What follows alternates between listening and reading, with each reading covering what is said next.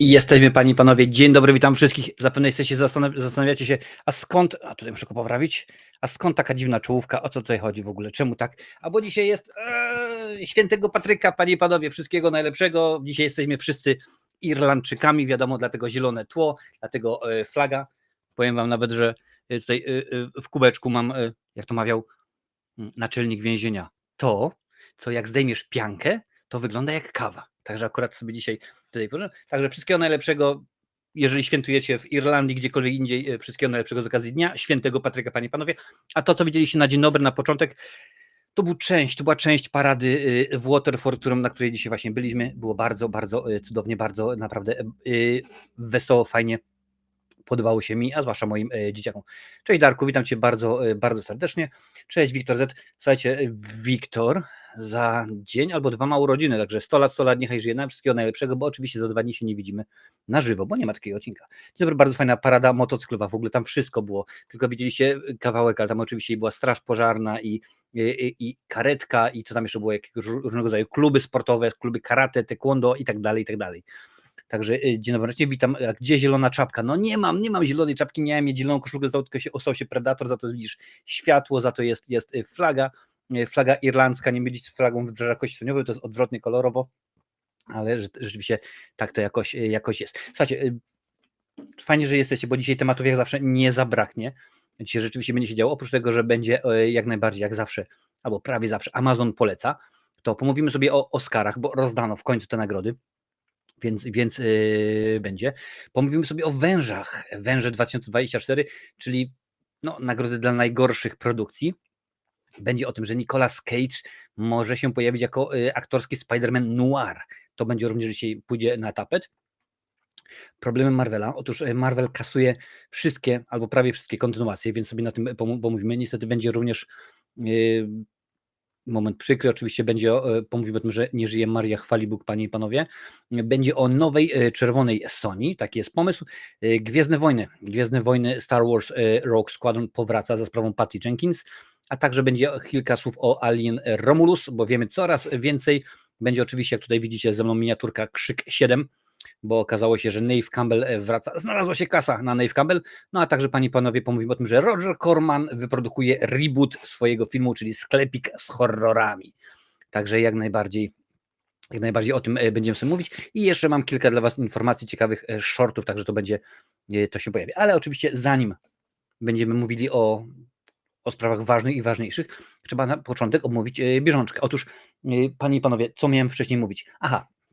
Miałem wam powiedzieć, że rozpoczęliśmy głosowanie, ponieważ rozpoczęliśmy też nową serię w cyklu Kultowe Horrory, a mianowicie Gabinet Figur Woskowych, więc rozpoczęliśmy również głosowanie na to, co będzie oglądane później. Wiadomo, że po Gabinecie Figur Woskowych wybraliście, że będą horrory Dario Argento, ale co będzie później? Otóż tego jeszcze nie wiadomo, ponieważ daliście 5 propozycji. W tym momencie nie będę wam pokazywał, bo tutaj byście wiedzieli, kto wygrywa. W tym momencie jest 5 propozycji, czyli Gatunek, Cmentarz dla zwierząt, Hostel, Tryloga Roba Zombiego, a także Blob, panie i panowie. Więc w tym momencie wrzucam wam link na kultowe horrory. Możecie spokojnie głosować. Możecie spokojnie sobie jak najbardziej głosować. Głosujecie do wtorku, do północy. I w przyszłym tygodniu powiem wam dokładnie, który z tych filmów wygrał, który z tych filmów zwyciężył i wybraliście go. Na razie powiem tak, że pomiędzy dwoma produkcjami jest tylko i wyłącznie 5% różnicy. No więc rzeczywiście jest szansa na to, że będzie ciasno, Będzie dzisiaj Amazon poleca, ogarnąłem się i będzie jak najbardziej, będzie słów kilka o Amazonie.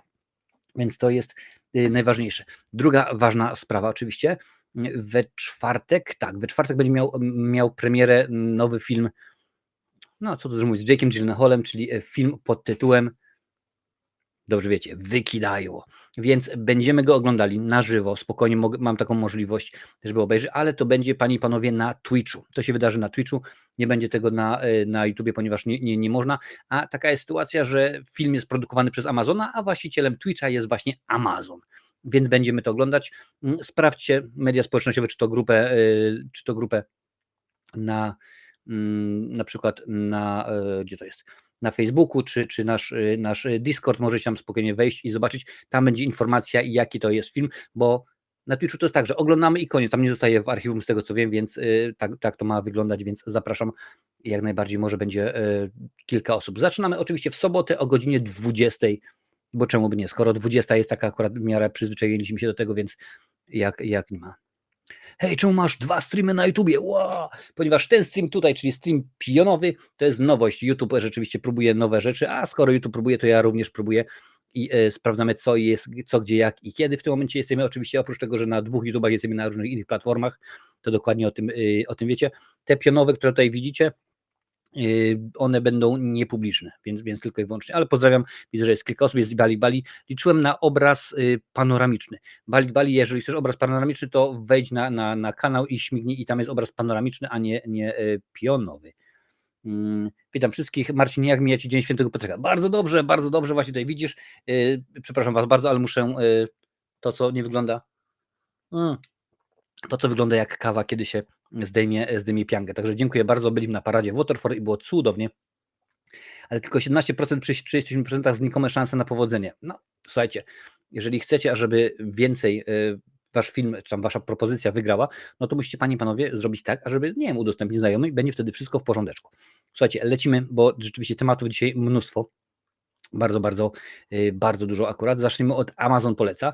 Amazon Poleca jest to cykl, w którym ja Wam prezentuję rzeczy, które mi, no właśnie Amazon polecał, są to bestsellery. Akurat są to filmy, które ja wybrałem, są to filmy, które śmiało Wam mogę polecić i akurat polecam je. Wszystkie te produkcje, akurat 3 dzisiaj wybrałem, właściwie tak naprawdę 5, bo jedna z tych propozycji to jest trylogia.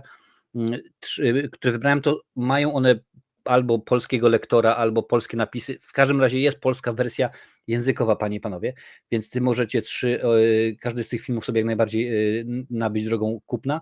A co się stanie z tego? No ja po prostu będę miał prowizję. Amazon mi odpali prowizję. Więc pierwszym filmem, który panie i panowie chciałem wam polecić, to już jest klasyk, jak dla mnie przynajmniej.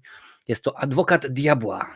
Keanu Reeves i Al Pacino. Jak tutaj widzicie, bardzo rzeczywiście, panowie, sprawnie film można kupić na Blu-rayasie za 49 zł 99 groszy, więc rzeczywiście całkiem przyjemna cena. I to jest ważne, no bo są to oczywiście widzowie, którzy oglądają ten odcinek z odtworzenia, no może już nie być w tej promocji i może te po prostu filmów się skończy. Tutaj widzicie, jest chyba 5, nie, akurat tutaj jest dużo kopii, ale czasami jest tak, że może być dużo tego mniej. Więc Adwokat Diabła z Keanu Reevesem, napisy akurat chyba są w tym przypadku, mi się wydaje. Tak, tutaj są napisy polskie, tak, tutaj są napisy, ale też widzę, że jest i lektor, więc pewnie gdzieś tam słychać któregoś z lektorów. Więc to jest pierwsza propozycja, którą chciałem Wam wrzucić.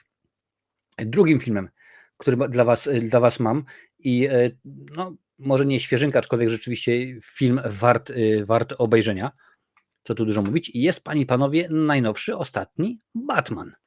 Jak najbardziej Batman, ten z Robertem Pattisonem między innymi, w roli człowieka nietoperza. 39 zł 62 grosze też na Blu-raya się możecie kupić, albo możecie dołożyć 3 zł i kupić drożej na DVD, co akurat nie polecam, bo wiadomo jak jest. W ogóle Batman się drugi opóźnił, ale o tym będziemy też mówić za chwilę. Także film dosyć no, dobry. Według mnie film jest dobry. Witam Cię bardzo, Andrzeju, na Instagramie. Fajnie, że jesteś. I trzecia propozycja, którą mam dla Was, to jest właśnie ta trylogia, o której mówiłem. To nie jest jeden film, a no jak się łatwo domyślić, 3. Wszystkie jak najbardziej również są w wersji Blu-ray, panie i panowie, bo jest to Mad Max. Tak, akurat ta wersja z Melem Gibsonem możecie kupić sobie znowuż Blu-raya za 98 zł za 3 filmy, albo na DVD za 236 zł. No, rachunek jest prosty, co tu dużo mówić, nie będę się nawet wygłupiał i dobrze wiemy jak wybrać, żeby rzeczywiście zaoszczędzić. No i tutaj chyba jest tak, no tutaj jest chyba tylko i wyłącznie jedna albo 2 kopie, bo nawet nie mam nawet możliwości, ażeby wybrać, ile byśmy chcieli kupić. Więc te filmy jak najbardziej polecam, bo to są rzeczywiście rzeczy bardzo okazyjnych scenach. No i co to dużo mówić. Miałem akurat więcej filmów, ale stwierdziłem, że tutaj muszę Wam przedstawić propozycję, której ja mogę spokojnie powiedzieć, o, ten polecam, ten jak najbardziej obejrzyj, bo to jest rzeczywiście coś świetnego, ale no to już dokładnie wiecie. Tutaj Wiktor pisze, ja ostatnio tyle Blu-ray pozamawiałem, że przez następne 2-3 miesiące nic nie zamawiam. No widzisz, ja też niedawno byłem w sklepie charytatywnym i też jednym drugim też przyniosłem chyba z 20 albo 30 filmów, także dosyć spokojnie. Czy opłaca się kupować Blu-ray, DVD w epce streamingu? No i Krystian, no i w tym momencie przytoczę rozmowę, którą miałem z przyjaciółmi, ze znajomymi jakiś czas temu, kiedy to przyszli. Stary, normalnie stało się kosmos, jest normalnie koszmar. Nie ma przyjaciół na Blu-rayu, na Netflixie, normalnie ściągnęli, bo stracili licencję. No i w tym momencie ja wyjmuję płytkę i ciach, proszę bardzo, i nie ma sprawy. W tym momencie pamiętaj, że kiedy masz streaming, to ty nie jesteś właścicielem tych filmów. To znaczy, nawet jeżeli sobie ten film, tak na przykład jak na Amazonie czy na YouTubie wykupisz, no to ciągle firma może powiedzieć, ok, no my tak się usuwamy ten film, bo on nam nie jest potrzebny, bo mało osób go ogląda, albo nam się kończy licencja, albo coś, albo tamto i oni ci nie muszą żadnych pieniędzy oddawać, więc ty fizycznie nie jesteś właścicielem tego, a ja w tym momencie chcę sobie obejrzeć film i nie ma problemu, idę na półkę, zresztą widzicie, już niedługo 2000 będzie filmów, idę spokojnie, wyciągam, oglądam i dziękuję bardzo. Oczywiście, oprócz tego mam jak najbardziej platformy streamingowe, bo mam i Netflixa i Disney+, a także Amazona. Więc wiesz co, to już w zależności czy chcesz. Jeżeli ci na przykład nie zależy na konkretnym filmie, mówisz, a dobra, nie ma na przykład rzeczonego Batmana, no to nie ma problemu, to sobie obejrzę sobie Shreka albo coś, no to spokojnie, nie ma sprawy. Ale akurat ja lubię tak, że kiedy chcę obejrzeć konkretny tytuł, no to chcę akurat obejrzeć konkretny tytuł. My kolekcjonujemy filmy, a już mam ponad 3000 i myślę 4K zacząć zbierać. No i pięknie, Balik, bardzo mnie to cieszy. Nie, jeszcze nie ma, bo wrzuciłem wam ankietę między innymi na Facebooka. Pytanie takie w ogóle, czy chcecie, ażebym nagrał film, powiedzmy, i tam opowiadał przez te kilka godzin o tych filmach, czy tak jak zawsze zrobimy to na żywo. Powiedzmy odcinek na żywo i ja tak samo jak zawsze to robię. To zobaczymy. A w ogóle wiecie co? Możliwe, możemy, tak, możemy. To ja akurat w tym momencie na YouTubie odpalę ankietę i będziemy mogli spokojnie to ogarnąć. Rozpocznij ankietę. Sekundkę. 3 z okazji 4000 filmów robimy live. 3 nagrać odcinek. I tutaj oczywiście jedne wrzucę live, a drugie odcinek z odtworzenia. No i w tym momencie rozpocznę ankietę. Proszę bardzo, ankieta niech na YouTube śmiga aż do końca odcinka i tak jak wybierzecie, tak zdecydujecie. Dobrze wiecie, że wy akurat mnóstwo rzeczy wybieracie na tym kanale, więc czemu by nie? Panie i panowie, Oscary się rozdały. W zeszłym tygodniu mieliśmy 2 odcinki na żywo, bo w pierwszym mówiłem wam o tych wszystkich zmianach, a potem przez kilka godzin oglądaliśmy Oscary i była to jedna z ciekawszych gal, rzeczywiście, które mieliśmy możliwość obejrzenia ostatnimi laty, bo nie nudziła, była w miarę sensowna, w miarę zabawna i co jest, mimo że się Jimmy'emu Kimmelowi dostało po głowie za pewne żarty o Robercie Downey Jr., ale teraz wam podam tutaj listę, kto co wygrał i ja stwierdziłem, bo tak co roku niby jest, a to może ja sobie po prostu pójdę i postawię jakieś pieniądzury na to. W tym roku stwierdziłem, zaszaleję, wybrałem 20 kategorii, jest 23, wybrałem 20 kategorii, na każdą postawiłem Jurka, czyli w sumie 20 Jurków, no i okazało się, że gdybym wszystkie kategorie trafił, gdybym wszystkie odpalił, to bym wygrał 24 Jurki. Czyli nie to, że mi się zwróciło 20 plus 24, nie, 4 Jurki bym wygrał, no ale ponieważ nie trafiłem 3 kategorii, w 3 kategoriach się pomyliłem, to dostałem z powrotem 16 bodajże Jurków.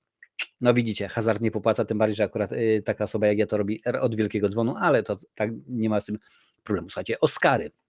Nie będziemy tutaj omawiać wszystkiego, tylko wam przeczytam, kto co dostał. W ogóle piszcie mi, czy podobało wam się, że takie, a nie inne były nagrody. Najlepszy film Oppenheimer, bardzo zasłużenie. Reżyseria Oppenheimer, Christopher Nolan. Aktor pierwszoplanowy Cillian Murphy, Oppenheimer po raz wtóry. Aktorka pierwszoplanowa Emma Stone, Biednej istoty, bardzo mnie to cieszy. Scenariusz adaptowany, amerykańska fikcja. Scenariusz oryginalny, Anatomia upadku. Film międzynarodowy, Strefa interesów, póki co bez zaskoczeń. Montaż Oppenheimer, zdjęcie Oppenheimer, efekty specjalne Godzilla -1 i to jest piękna sprawa. Muzyka Oppenheimer, piosenka oczywiście Barbie, animacja Chłopiec i Czapla i to było pierwsze wielkie zaskoczenie jak dla mnie, ponieważ ja obstawiałem, że będzie Spider-Man. Z tego względu, że no, nie dość, że wielki hit, a poza tym innego rodzaju animacja, ale się pomyliłem, nie mam z tym problemu. Krótkometrażowa animacja War is Over, inspired by music of John and Yoko. Aktor drugoplanowy oczywiście Robert Downey Jr. za Oppenheimera, aktorka drugoplanowa Divine J. Randolph za Przesilenie zimowe. Zgadza się wszystko.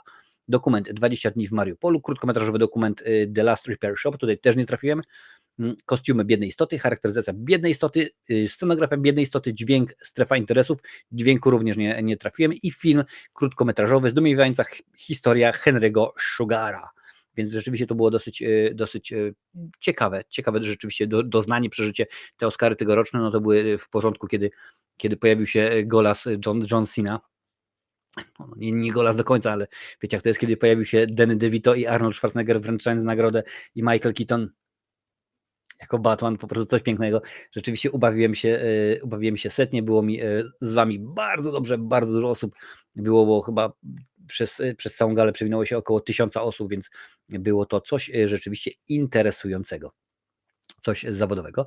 No ale nie samymi Oscarami człowiek żyje, bo rzeczywiście my też, Polacy nie gęsi i iż swoje węże mają, więc węże poznaliśmy, co prawda jeszcze nie nagrody, ale nominacje. I krótko mówiąc, węże to są nominacje, nagrody. Cześć Kasio, witam na Instagramie. To są nagrody dla najgorszych filmów w każdej z możliwych kategorii. Tutaj ja już widzę, w tym momencie jest facet z pana samochodzika, a ja sobie powiedziałem i to już nawet napisałem do Lincolna, że będzie miał pana samochodzika do montowania. No ale to zobaczymy jak to jest. Słuchajcie, przeczytam wam tylko i wyłącznie nominacje, nie będziemy się rozwodzić co, gdzie, jak i kiedy. Wielki Wąż, czyli dla filmu, nominacja oczywiście, arcydzieło, czyli dekalog producenta filmowego, za godny lepszej sprawy upór w kręceniu tej samej fabuły od ponad 20 lat i fascynujący, systematyczny regres twórczy. No to Mariusz Puisz bodajże. Blef doskonały, potem Wielki Wąż, Heaven in Hell, operacja Soulcatcher, okej. The Palace, Pan Samochodzik i Templariusze za zepsucie filmowego samograja i zmienianie kultowych przygód Pana Samochodzika w imitację przygód Bonda, koszmarek może i na 4 kółkach, ale ewidentnie bez 5 klepki. Coś w tym jest. Moje dzieciaki nie dooglądały Pana Samochodzika, powiedziały, że ich nudzi w ogóle i nie chcą dalej widzieć. Kolejne filmy Pokusa, potem Poskromienie Złośnicy 2, czyli Wiele hałasu o nic, Radio Story, a także Ślub doskonały, panie i panowie. Najgorsza reżyseria. Daniel Markowicz za Operacja Soulcatcher, Antoni Nykowski za Pan Samochodzik i Templariusze, Mariusz Puiszo za Arcydzieło, czyli dekalog producenta filmowego. Mariusz Puiszo w ogóle, my się nieraz śmiejemy, ja się śmieję, że o patrzcie, proszę bardzo, Patryk Wega to robi. Mariusz Puiszo to jest taki po prostu chyba polski Tommy Wiseau, od niego tak naprawdę z każdego filmu wieje tandetą, porażką i tym, czym my nie chcemy, czyli po prostu każdy kolejny film, tak jak to jest mu napisane, regres i my tego więcej nie chcemy. Maria Sadowska za Pokusę, pamiętacie Marię Sadowską, i Michał Węgrzyn za Blef doskonały. Jestem ciekaw, czy znacie, czy widzieliście któryś z tych filmów, czy to są wasze produkcje, które stwierdziliście, o pójdę sobie do kina na ten czy inny film z takiego powodu. Najgorszy scenariusz to Operacja Soulcatcher, cały ten Rzeks, arcydzieło, czyli dekalog producenta filmowego, Pan Samochodzik i Templariusze i Blef doskonały. Rola męska to Mariusz Janicki za Pana Samochodzika, Maciej Musiał za Dzisiaj śpisz ze mną, Mariusz Puiszo za Arcydzieło, Michał Roznerski za Blef doskonały i Rafał Zawierucha za Opiekuna.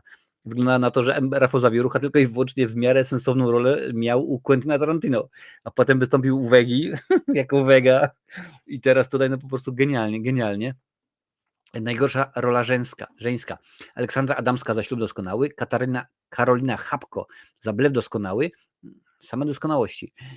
Helena Englert za Pokusę, Magdalena Lamparska za Poskromienie Złośnicy i Katarzyna Sawczuk za Heaven in Hell, czyli Niebo w piekle. Najgorszy duet Roma Gąsiorowska i Maciej Musiał za Dzisiaj śpisz ze mną, Grzegorz Halama, tak, Grzegorz Oklaski Halama i Mariusz Puiszo za Arcydzieło, Mateusz Janicki i Samochód za Pana Samochodzika, Magdalena Lamperska i Michał Roznerski za Poskromienie Złośnicy oraz Dawid Ogrodnik i Alko za Jedna dusza.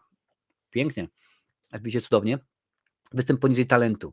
Magdalena Boczarska za Heaven in Hell, Sandra Drzymalska za Samochodzika, Piotr Głowacki za Radio Story, ja uwielbiam Piotra Głowackiego, Dawid Ogrodnik Jedna dusza i Adam Woronowicz Ślub doskonały, proszę bardzo. Najgorszy sequel, prequel lub remake powinien być, albo zżynka, co? Tak jak w Malinach. Arcydzieło, czyli Dekalog, Pan Samochodzik, Porada na zdradę 2, Poskromienie Złośnicy 2 i Różyczka 2. Komedia, która nie śmieszy, Arcydzieło, Blef doskonały, The Palace, Pokolenie Ikea, albo jak mówią Irlandczycy IKEA i Ślub doskonały, a także najbardziej żenująca scena. Mariusz Pujszo coachuje filmowców w artydziele. Maciej Musiał tańczący z żelazkiem. Dzisiaj śpisz ze mną. Finałowe ujęcie The Palace. Nowoczesne rozmowy harcerskie w Panu Samochodziku. Pojedynek między Woronowiczem i Głowackim w ślubie doskonały. Efekty specjalnej Troski. Cześć, witam bardzo serdecznie. Widzę, że mnóstwo osób w tym momencie dołączyło do czatu. Ja zaraz odpowiem, tylko doczytam te cudowne nominacje. Efekty specjalnej Troski, randomowe gubienie ostrości kamery w filmie Arcydzieło, finałowy wybuch Operacja Soulcatcher, samochodzik w filmie Pan Samochodzik i Templariusze, walka z powietrzami w latarni Pan Samochodzik i Magdalena Boczarska grająca sama ze sobą jako matka i córka w filmie Różeczka 2. I najgorszy plakat, opiekun, radiostory, Ślicznatka, Teściowa 2 i Życie w błocie się złoci. I najgorszy przekład tytułu. I tutaj naprawdę do tej nagrody ja czekałem na tą nagrodę, mówię, bo zawsze, i dobrze wiecie, że ja często krytykuję tych naszych tytułologów i słuchajcie, najgorszy przykład tytułu Demeter, Przebudzenie Zła, w oryginale The Last Voyage of Demeter, czyli ostatnia wyprawa Demetera powinna być. Forgotten Love, oryginalnie Znachor, czyli ktoś stwierdził, że Znachor po angielsku, Forgotten Love będzie super, no. Niebezpieczny kochanek, oryginał Cat Person. Cat Person, czyli osoba, która lubi koty, czyli kociara, no nie wiem, jeżeli to chodzi o dziewczynę. Porąbani zakochani, oryginalnie Robots, czyli po oryginale roboty. No i Między nami żywiołami, oryginalnie Elemental. Więc rzeczywiście, jak widać, twórcy pokazali klasę, no nie, no pokazali brak klasy, więc rzeczywiście jest słabo. Już tutaj sprawdzam, bo piszecie dużo. Marcinie, czy planujesz nagrać recenzję horroru, gdy rodzi się zło? Pyta Wiktor.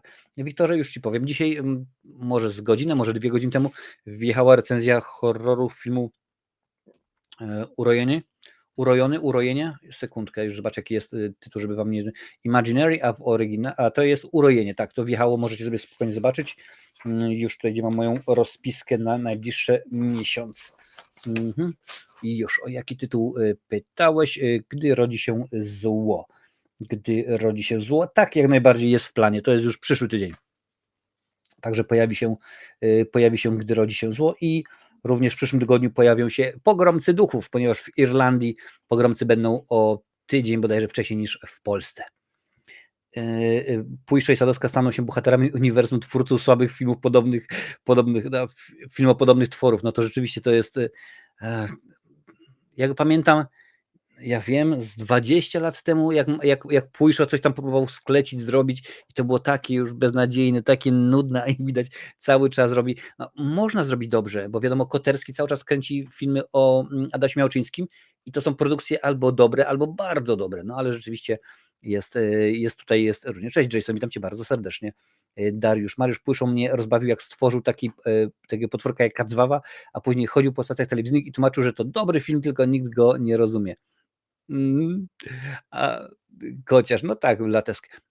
Gdzie jest tutaj kolejne? Z tymi Elementals to muszę ich obronić, bo film jest faktycznie o żywiołach, a jak sensownie przetłumaczyć, dać fajny, chwytliwy tytuł do filmu i gadając o żywiołach. No, trzeba by się zastanowić. When the Evil Lurk nie trawią tłumaczenia. Okropny, w każdym razie fajny film. Widziałem już kilka razy, polecam, mocny horror. O, widzisz, czyli już gdzieś tam miałeś możliwość zobaczenia. No ja jeszcze nie widziałem go, ja sobie pewnie obejrzę w tym tygodniu, bo oprócz tego, no tutaj nie będę czarował, oprócz tego, że w sobotę oglądamy nowego Wykidajła. Pamiętajcie, na Twitchu tym razem, nie na YouTubie, tylko na Twitchu w sobotę o 20. W naszej grupie, czy to na fanpage'u, na Facebooku, na Discordzie, to wszędzie będzie napisane. No to skoro omawiamy nową wersję, no to trzeba byłoby pomówić też o starszej wersji, tak? Tej z Patrykiem, więc możecie się spodziewać jutro albo we wtorek filmu, recenzji, oczywiście klasyka, który uwielbiam, filmu z Patrykiem. Słuchajcie, a Nicolas Cage szaleje, bo mówiłem już nie tak dawno, że przeżywa swoją 58. młodość i nie inaczej jest tym razem, ponieważ Nicolas Cage, no, toczą się rozmowy, ażeby wystąpił jako aktorski Spider-Man Noir. No, zobaczymy, to jest akurat artykuł Collidera. W ubiegłym roku informowaliśmy, że Amazon szykuje aktorski serial, którego bohaterem będzie Spider-Man Noir. Wtedy wydawało się, że będzie to projekt zupełnie odrębny od tego, co Sony realizuje w kinach w ramach swoich praw do postaci z Marvela. Jednak jedno ogniwo może okazać się wspólne. Nicolas Coppola Cage. Przypomnijmy, że Nicolas Cage zagrał już postać, co prawda tylko głosem, bo było to na potrzeby animacji Spider-Man Uniwersum. Teraz aktor promuje swój nowy film Arcadian i dzięki temu dziennikarze portalu Collider mieli okazję zapytać go o szansę na jego udział w serialu. Nicolas Cage miał dobrą, częściowo wiadomość, otóż przyznał, że rozmowy w sprawie jego powrotu jako Spider-Man trwają. No pięknie. Aktor nie kryje swojego uwielbienia dla postaci, twierdzi, że jest to jeden z największych dokonań legendarnego twórcy komiksów Stana Lee. Zarazem jednak studzi entuzjazm fanów, podkreślają, że choć rozmowy są prowadzone, to żadne decyzje nie zapadły. Pamiętajcie, że teraz ostatnimi czasy bardzo dużo się dzieje i zmienia i będziemy o tym rzeczywiście mówić. W Marvelu są zmiany, w Lucasfilm są zmiany, oczywiście, no, czyli w Disneyu, krótko mówiąc. Warner Brothers też, teraz chyba Paramount zwalnia ludzi, Universal zwalnia ludzi, więc rzeczywiście różnie może być z tymi produkcjami. Batman jest opóźniony o rok. W tym momencie wiemy, że premiera będzie w październiku 26, przez to właśnie, że był strajk aktorów i scenarzystów. Ja wam mówiłem, że to nie tylko to, że skończy się strajk i od razu ruszymy. No nie, to się rzeczywiście będzie ciągnęło, a jeżeli nie wierzysz, to sobie możesz odwinąć odcinek, to było bodajże kilka miesięcy temu. Dla tych, którzy nie wiedzą, kim jest Spider-Man, o którym mowa, to alternatywna wersja Spider-Mana. Bohater ten wywodzi się z serii noirowych komiksów Marvela, których akcja toczy się w Nowym Jorku w czasach wielkiego kryzysu. Po raz pierwszy pojawił się w wydaniu w lutym 2009 w komiksie autorstwa Davida Hayna i z polskiego. W tej wersji rzeczywiście znanej jako Marvel Noir, Ziemia 90214, Peter Parker jest dziennikarzem śledczym. Podczas jednego z dochodzeń zostaje ukąszony przez wysoce jadowitego pająka, skąd my to znamy. Doprowadza ono do mutacji, która objawia się szeregiem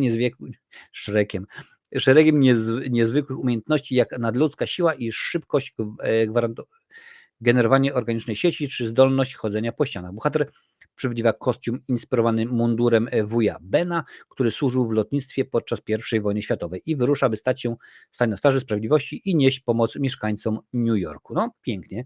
Ja powiem tak, ja byłbym za, jak najbardziej, bo Nicolas Cage, no on już wiadomo, że występował w komiksach wcześniej, więc to nie byłoby nic nowego, ale byłoby fajnie rzeczywiście zobaczyć go w takiej wersji.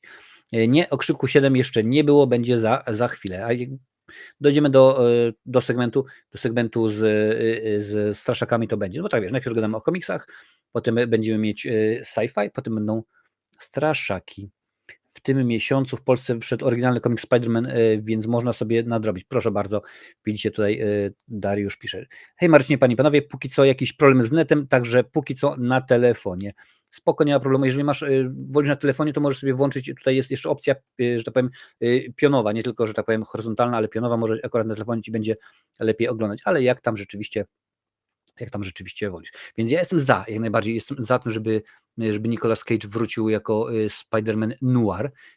Byłbym bardzo zadowolony. Przypomnę dla tych wszystkich, że na YouTubie trwa ankieta, bo zbliża się czas, kiedy będę miał w swojej kolekcji 2000 filmów, więc ankieta dotyczy tego, żeby zaprezentować wam te filmy, czy chcecie odcinek na żywo, długi to będzie odcinek, bo uwierzcie mi, pamiętam z przeszłości, że te odcinki to jest około 4-4,5 godziny, czy chcecie po prostu, żebym to ładnie u siebie w domu nagrał, zmontował i wrzucił wam też dłuższy, domyślam się, odcinek jakiś pewnie, ale nie na żywo, tylko tak, więc do tego tyczy, panie i panowie, ankieta. A ja sobie teraz łyknę, herbatki tym razem.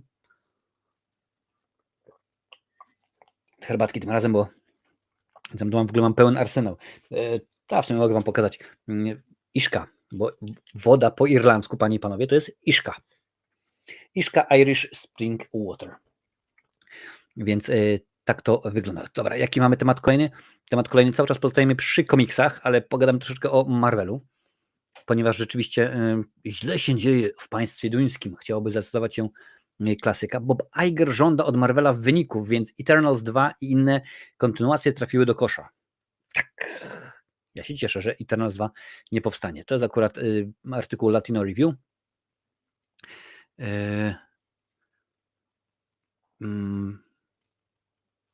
Przez lata Kevin Feige, szef Marvela, miał wolną rękę, jeśli chodzi o realizację kinowych widowisk. Te czasy odeszły już do lamusa, przynajmniej taki wniosek można wysnuć, czytając nowe plotki, którymi dzieli się Daniel Richman. Richman to jest akurat dosyć bardzo poinformowana osoba, więc trzeba mu wierzyć. Richman twierdzi, że ofiarą zmiany układu sił jest między innymi widowisko Eternals 2. Co zabawne, dopiero co bo publikowała się ten jego wpis, w którym stwierdził, że Eternals 2 powstanie. No widać, już nie. Planowana kontynuacja Eternals nie powstanie, choć jego realizacji chce Kevin Feige. Szef Disneya Bob Iger jest jednak przeciwnikiem pomysłu. Nie wierzy bowiem, że kontynuacja ma potencjał, by być hitem. No raczej nie, skoro jedynka była ogólnie beznadziejnym filmem, to tak na boczku. Eternals wprowadziło do MCU nową grupę superbohaterów, to kosmici, którzy w tajemnicy żyją na Ziemi od tysięcy lat. Po zdarzeniach przedstawionych w filmie Avengers Koniec Gry muszą jednak wyjść z ukrycia.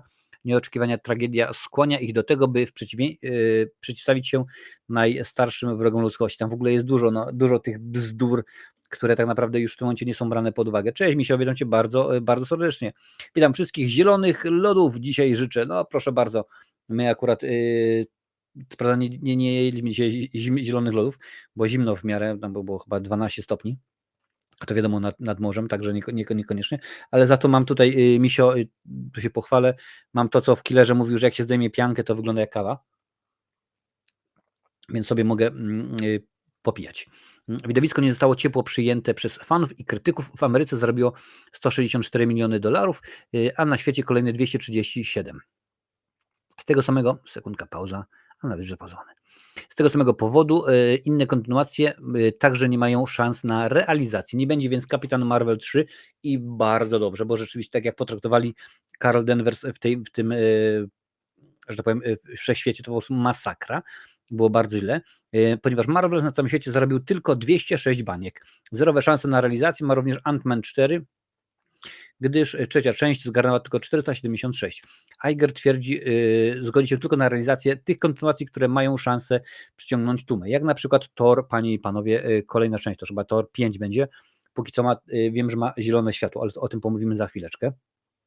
Zobaczę, tutaj już piszecie. Znicz. Marcinie, co sądzisz o filmie Skinamarink? Moim zdaniem mistrzostwo. Nie widziałem Skinamarink.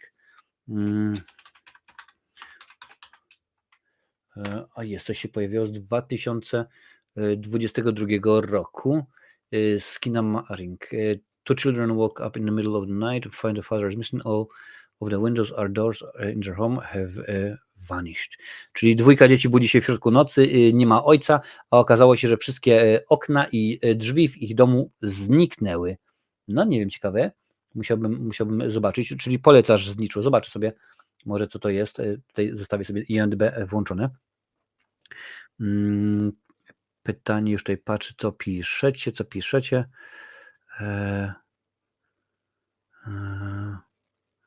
Skinamarink polecam. A tutaj masz, a co, w ankiecie jest napisane 4000? Pokaż. No, widzicie, pomyliło mi się, 2000 jest, także nic się nie dzieje. Się czepiacie i bardzo dobrze się czepiacie, znaczy, że uważnie słuchacie, oglądacie, kontrolujecie. Więc bardzo, bardzo mnie to cieszy. Więc wracając do Marvela, wiem, że nie powinien mówić, jestem zadowolony, że nie powstał, ale jeżeli weźmiemy pod uwagę, jakiej jakości, no właśnie tutaj jest żurek z Sheratonu, co prawda, wiesz, wcześniej była kolacja, tutaj mówię Ci, tutaj cała bateria jest, cały sprzęt, byłaby inna kamera, to byście zobaczyli te dzbanki z herbatą i wodę. I no nie były to najlepsze filmy. No, to Ant-Man 3, gdzie rzeczywiście pokonał Kanga. Jak w tym momencie byśmy na przykład chcieli, żeby ten Kang był szefem i porozwalał, nie mam pojęcia, naprawdę nie mam poleca.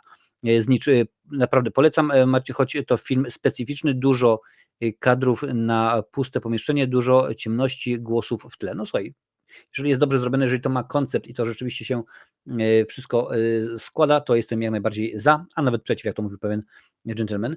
No niestety przychodzi taki czas, że teraz trzeba pomówić o tym, że PESEL-u niestety nie oszukamy. Nie żyje Maria Chwalibuk, kobieta samotna z filmu Agnieszki Holland, miała 91 lat. Jest to artykuł od TVN24, panie i panowie. Tutaj widzicie, macie panią Marię.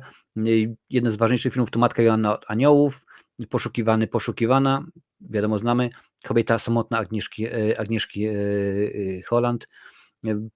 Tylko kilka i wyłącznie produkcji, które tutaj się pojawiły w bogatym dorobku pani Marii. Zostanie zapamiętana przede wszystkim jako Irena Misiak, tytułowa kobieta samotna z filmu Agnieszki Holland. Rola ta przyniosła jej nagrodę na festiwalu w Gdyni oraz nominację do Złotej Kaczki. Przypomnę, że Złote Kaczki przyznawał kiedyś magazyn Miesięcznik Film. W jej filmografii znajdziemy zarówno komedię Poszukiwana, Nie ma róży bez ognia, Brunet wieczorową porą Stanisława Barei, Lepiej być piękną i bogatą Filipa Bajona, jak i dramaty, bo były to Korczak, Wajdy Popiełuszko, Wolność jest w nas, Wieczyńskiego, Jeziorak Michała Otowskiego. Aktorka epizodycznie pojawiała się w serialach telewizyjnych Wojna domowa, 08 zgłoś się, Dom, Na dobre i na złe, czy chociażby Plebanii. Jej filmografię zamyka występ w Carte Blanche Jacka Lusińskiego. Wcieliła się w matkę granego przez Andrzeja Chyrę, głównego bohatera. Także Pani Mario, zdrówko, no, Pani zdrowie tam gdzieś w niebie rzeczywiście, niech się dzieje. 91 lat, piękny wiek, naprawdę piękny wiek. Pewnie nie jedna osoba z nas chciałaby rzeczywiście tyle dożyć. Chciałem iść na urojenie, mówię spoko, zwiastun, ale patrzę, ponarzekajmy, Rand, Galerian, Rand, to mówię, nie idę.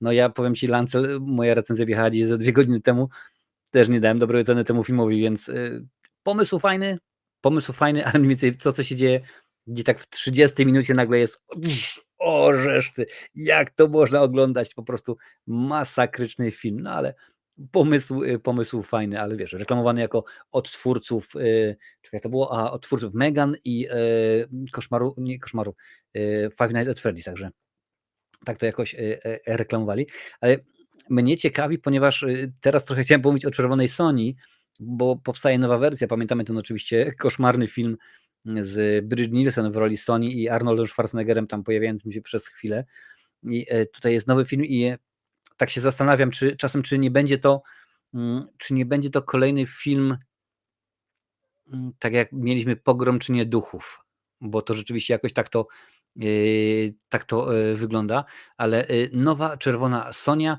porzuci męski punkt widzenia, obiecuje gwiazda filmu Matilda Lutz, podaje nam CBR. Co to będzie oznaczało? Nie mam pojęcia. Cześć Kacper Białek, witam Cię bardzo serdecznie. Oglądam właśnie Godzilla kontra Kong, pisze Kacper na Instagramie. Bardzo dobrze, bo to zasny film. Nadrabiaj, bo niedługo w tym miesiącu już jeszcze, tak, 29 będzie kolejny film o Godzilli i o Kongu. Na ten rok zapowiedziano premierę nowej wersji widowiska Fantasy Czerwona Sonia. Gwiazdą filmu Red Sonia, Matilda Lutz, obiecuje, że tym razem historia bohaterki zostanie opowiedziana z kobiecej perspektywy. Proszę bardzo. Matylda Lutz wciela się w nową Sonię, zdradziła co nieco na temat filmu podczas festiwalu South by Southwest w Austin w Teksasie. O Czerwonej Soni mogę powiedzieć tyle, że pierwsze historie i komiksy o niej były opowiadane z bardzo męskiego punktu widzenia. Nasz film jest zupełnie inny. Stawiamy na kobiecą emancypację, spodobało mi się to w scenariuszu, powiedziała Lutz. Tylko zanim przejdę dalej do artykułu, tak się zastanawiam, czy filmy fantasy, bo to będzie fantasy, no domyślam się, taka będzie koncepcja, czy te filmy fantasy głównie oglądają kobiety. Inna sprawa. Aktorka wtóruje też reżyserce MJ Bassett, która w zeszłym roku zapowiadała, że Czerwona Sonia nie zostanie przedstawiona jako ofiara napaści, bo nie jest to silna motywacja. O czym opowie film? Na dzień dzisiejszy nie ma czegoś takiego jak dzień dzisiejszy, drogi Filmwebie. Na dzisiaj. Dopiero co profesor Bralczyk w kanale Zero uczulał. Na dzisiaj nie znamy szczegółów fabuły, no to po co piszecie? W roli głównej występuje urodzona we Włoszech Matylda Lutz, w której filmografii są takie tytuły jak Zemsta, Rings i klasyczny horror. Aktorka zastąpiła Hannah John Kamen, która miała początkowo wcielić się w bohaterkę. W filmie pojawią się również Wallis Day, Robert Sheen, Michael Bisping, Martin Ford, Eliza Matengu, za kamerą stanie MJ Bassett, odpowiedzialna za Salomon Kane, Pogromca Zła, Silent Hill Apokalipsa. Czy Silent Hill Apokalipsa to jest druga część? No nie wiem, to jest Silent Hill, chyba tak. Jeżeli to jest druga część, to po prostu była porażka. No i zobaczymy. Ja akurat lubię oglądać Sonię, zaraz tutaj odpowiem na pytania, bo tylko no mówię, zastanawiam się, czy to będzie rzeczywiście grane. Kacper, tak, dzisiaj jest live, oprócz tego, że na Instagramie jest, to oczywiście jest na Instagramie, na YouTubie, na Facebooku, na Twitchu, na Twitterze. I chyba tyle. Także jestem dzisiaj wszędzie. Niedługo, Kacper, będę wyskakiwał z twojej lodówki, więc zobaczysz. Misio pisze, czemu koszmarny film mojego dzieciństwa, bardzo miło wspominam czerwoną Sonię. No wiesz, ja pamiętam ten film i to rzeczywiście nie było dobre, tam były problemy z Arnoldem, bo się okazało, że Arnold na fali tego, że występował w filmie Conan, a to był ten sam producent, nakręcił bodajże jeden dzień zdjęciowy, wiesz, ale okazało się, że czego Arnold nie wiedział, to tego, że był nagrywany w tym samym momencie z 3 czy tam 4 różnych kamer, wiesz, z różnych kątów, z różnych ujęć, no i potem to tak jego tyle wkleili w ten film, że wyglądało, że on po prostu jest rolą drugoplanową, a on to miał być epizodem, oni się strasznie pokłócili, pamiętam, Lorenzo di Bonaventura bodajże chyba, tak się nazywał ten producent, tam były dosyć grube jaja, no i w końcu wyszło jak wyszło. A czy widziałeś zwiastun nowego Kruka? Tak, Adalet, widziałem. Nie znam komiksu, ale wnioskując po tym, jakie były poprzednie filmy, to domyślam się, że Kruk w komiksie to jest mroczny, tak, że to jest rzeczywiście, a tutaj ten z ryjem jak u tego, jak się nazywa ten dekiel, ten, co ma takie oczy wytatuowane, podrzuci mi nazwisko, ten głupek, co miał akcję ostatnio z psami. No, dokładnie wiecie. Ryj mu wygląda jak brudnopis, po prostu porysowany. Tam wchodzi, rozwala wszystkich, super bohater. On tam 20 osób spokojnie kładzie. No nie wiem, jestem troszeczkę, przyznam szczerze, zaniepokojony. Naprawdę zaniepokojony. Teraz też powiedziałem, przyznam szczerze. Czyli profesor Bralczyk by powiedział, aha, czyli wcześniej nie mówiłeś szczerze. No jakoś tak. Tak, Popek, dziękuję bardzo, Popencjusz. No i on tak wygląda i tak patrzą, mówię, co to jest, o co tutaj chodzi. Więc zobaczymy. No, widziałem Brandona, mam nadzieję, że będzie też zacny i tym razem, czy obejrzę? Oczywiście, że obejrzę, bo to jest musowo, trzeba będzie porównać, ale zobaczymy. Patrzę dalej, co piszecie. Lancel, koszmarny film, a tu zgłaszam się ja, który miałem na jednej kasecie VHS Konana Niszczyciela i Czerwone Sonie, naprawdę lubię. No wiesz, no wtedy bardzo wiele się filmów różnych lubiło, które teraz się nawet do nich nie przyznajemy. Ja z tego co pamiętam, nawet mi się tam kiedyś w 93 albo 4 podobał przez 2 sekundy film Street Fighter z Jean-Claude'em Van Damme. Obecnie Czerwona Sonia to obecne popularne komiksy, ale film o kobiecie ubranej w metalowej mikrobikini może obecnie budzić zastrzeżenia. Dużo rzeczy może budzić zastrzeżenia. Ja w tym momencie przygotowuję materiał, który zobaczycie we wrześniu, bo akurat wtedy będzie przygotowuję materiał o pewnej produkcji, która we wrześniu będzie miała bodajże 20 czy 40 lat i też właśnie, kiedy ta produkcja powstawała, było dużo w porządku, nie ma problemu, a teraz jest mnóstwo zastrzeżeń co do tejże produkcji, że nie jest zgodna z zasadami. Ja tylko przypomnę Panie i Panowie, że dzisiaj sobie gadamy o tym, co tam w Hollywoodzie, co ciekawego wydarzyło się. Za chwilę pomówimy o filmie Star Wars Rogue Squadron, bo do tego doszło. Alien Romulus, o tym sobie również pomówimy. Będzie o Krzyku 7, a także o tym, że Roger Corman wyprodukuje reboot sklepiku z horrorami. Złote maliny, czyli największe wyróżnienie, dostał Puchatek, haha. Dzięki Strupson za donate'a. Dawno mnie tu nie było. Pozdrawiam, Złote maliny, czyli największe wyróżnienie dostał Puchatek. A co tu jechało? A, to reklama wjechała. Dobrze. Nie ma problemu. Patrz, jaka wielka. Super. No, wiesz co, ja się śmiałem, ponieważ wy wybieraliście też nagrody dla najlepszej i najgorszej produkcji, no i wy wybraliście Puchatka jako najgorszą produkcję, więc zgadza się po prostu masakrycznie. Zobaczymy. Jestem ciekaw, ponieważ wy przyznawaliście nagrody bodajże po raz 12, teraz węże będą przyznawane po raz 13, musimy chyba je jakoś rozpromować, wypromować, rozgłośnić, także jak najbardziej jeszcze raz dzięki, Żółwik, 5, Strupson, fajnie, że jesteś i że wbiłeś. Także tematów nam dzisiaj nie zabraknie, więc lecimy dalej, Panie i Panowie, bo jest rzeczywiście o czym gadać, a reżyserka Wonder Woman, czyli Patty Jenkins, wraca do tych Gwiezdnych Wojen, które tam niby porzuciła. Jest to akurat artykuł na podstawie Joe Blow, czy tam Joe Blow, ale muszę tylko jeszcze sprawdzić właśnie jej filmografię. Dobrze, mamy Patty Jenkins, super, w porządeczku. Będę się o tą filmografię, że tak powiem, opierał. Gdzie jest odcinek, który jest, proszę bardzo, reżyserka Wonder Woman wraca do Gwiezdnych Wojen. No, pewnie chłopaki z imersji może niekoniecznie będą zadowoleni, no ale trudno, życie. Patty Jenkins, reżysera. Drogi Filmwebie, albo reżyserka, albo pani reżyser, a nie reżysera. Patty Jenkins to reżysera jest, taka wielka reżysera, że aż tutaj się w kadrze nie mieści. Wonder Woman i jej kontynuacji była ostatnio gościnią. No to zdecydujcie się. Cześć Kasia Ryba. Kasia Ryba, chyba kojarzę. Podcastu Talking Picture w czasie rozmowy ujawniła, że znów pracuje z Lucasfilm nad widowiskiem Star Wars Rogue Squadron. Przypomnijmy, że udział Patty Jenkins w projekcie Star Wars Rogue Squadron został po raz pierwszy ogłoszony w grudniu 2020 roku. Wtedy za scenariusz odpowiadał Matthew Robbins, między innymi Miłość i potwory i także Dora, Miasto zła. Czyli kwalifikacje jak najbardziej na film dla młodszych są. Premiera filmu była zapowiedziana na grudzień 23, jednak potem Patty Jenkins zaczęła pracować nad Wonder Woman 3 i projekt trafił do zamrażarki. We wrześniu 22 film został usunięty z kalendarza premier Disneya. No, zdarzyło się. Wonder Woman 3 oczywiście nie powstała z tego względu, że Wonder Woman 2, czy tam 1984, była delikatnie mówiąc słaba. Jednak Wonder Woman 3 nie powstało. What I say, a? Patty Jenkins w Talking Pictures ujawniła, że w ubiegłym roku wróciła do rozmów z Lucasfilm na temat Rogue Squadron. Umowa na przygotowanie przez nią konspektu scenariuszowego została zawarta jeszcze przed wybuchem strajku scenarzystów. Jenkins twierdzi, że wciąż pracuje nad tekstem. Kiedy przekaże go wytwórni, to od Lucasfilm będzie decyzja zależała, co dalej z nim zrobić. A co wiemy? Szczegóły widowiska nie zostały ujawnione. No oczywiście, że nie. Sam tytuł sugeruje, że będzie to opowieść o elitarnej eskadrze łotrów, najsłynniejszej jednostce bojowej Sojuszu Rebeliantu i Nowej Republiki. W jej szeregach m.in. walczyli Luke Skywalker i Wedge Antilles. Sama Jenkins kilka lat temu w jednym z wywiadów mówiła, że chce, by Rogue Squadron było najlepszym filmem o pilotach myśliwców w historii, a w charakterze inspiracji zamierza wykorzystać doświadczenia swojego ojca, wojskowego pilota.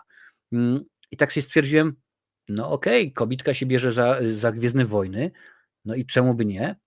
Jestem jak najbardziej za, a nawet przeciw. I potem stwierdziłem, to ja w ogóle sprawdzę, co ona zrobiła, bo wiadomo, że tak naprawdę w świadomości, szerokiej świadomości widza, ona zaistniała mniej więcej przy okazji Wonder Woman. To był 2017 rok. Wtedy rzeczywiście zaistniała w szerszej świadomości. I tak stwierdziłem, kurczę, ja sprawdzę, co ona robiła wcześniej. No i Wonder Woman, jak mówiłem, czyli to jest 2017 rok. Strupson, 5 złotych. Kiedy będziesz nagrywać te filmiki na temat miejsc, w których kręcono filmy w Irlandii? Zaraz ci o tym Strupson opowiem. No i wracając do Patty Jenkins, mówię, sprawdzę, co ona tam rzeczywiście robiła. 2017 rok Wonder Woman. No i od tego czasu ona zrobiła Wonder Woman 1984. A oprócz tego jeden teledysk, epilog Etta's Emission, nakręciła 2 odcinki serialu I Am the Night i tyle. Czyli kobieta w 7 lat zrobiła jeden film.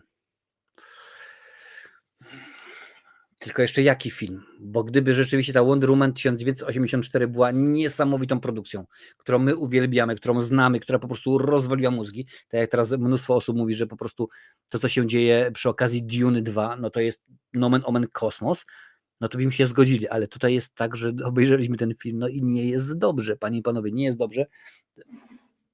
Więc co tu można dużo powiedzieć?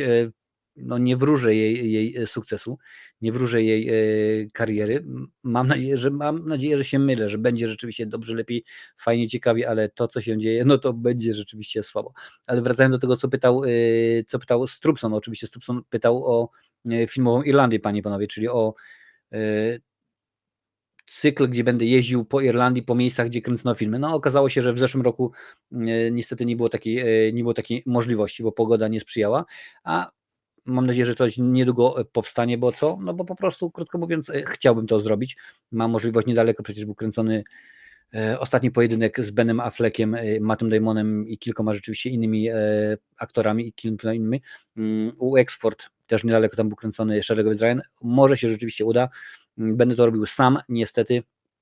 Cześć Agata, witam Cię bardzo serdecznie. Będę robił sam, bo okazało się, że żaden operator nie jest zainteresowany pieniędzmi, jakie proponowałem. Czyli krótko mówiąc, tym, co zebraliście, a żeby na ten cel to wszystko, panie i panowie, poszło. Jakoś tak po prostu okazuje się, że każdy chce dużo kasiory, a no ja dużo kasiory nie mam, krótko mówiąc.